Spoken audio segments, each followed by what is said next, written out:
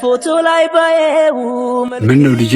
እጹብ እንዳለች ያበደርኩን ብር መልስልኝ ብላለች። አንተ ራሱ ቶሎ መልስም እንዴ? እሺ ልጄ አሁን መልስልኝ።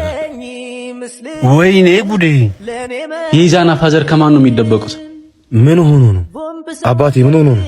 አይ ምንም ልጄ፣ ዛሬ ተወረድኩ እና እዚህ ተደብቀው ምንድነው የሚያደርጉት? ጋሽ አልተደበኩም እኮ ሰው እየጠበቁ። እርሶ ሰውዬ ለምንድን ነው ገንዘቤን ማሰጡ? እኔ እኮ ገንዘብ ተርፎኝ አይደለም ያበደርኩት፣ በገዛ ገንዘብ ይልሰቀኝ እንዴ? የምን ብድር ነው ልጄ? ኢዛናን ለማስመረቅ ትንሽ ብድር ከሷ ወስጄ ነበር። ስሙ ከዛሬ እንዳያልፍ እሺ?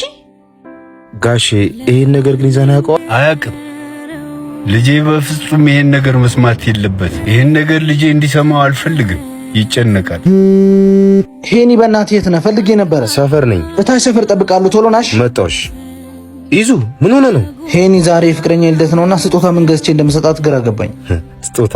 አዎ ምን ገዝቼ ልስጣት? ይዙ በህይወት ምን ማስቀደም እንዳለብን እንኳን አታውቅም። ምን ለማለት ፈልገህ ነው? አባት አትንገረው ቢሉኝም አንተን ለማስመረቅ ብዙ ብድር አለባቸው። ይዙ የሚቀርውን አስቀድም፣ እኔ በምችለው አግዛለሁ።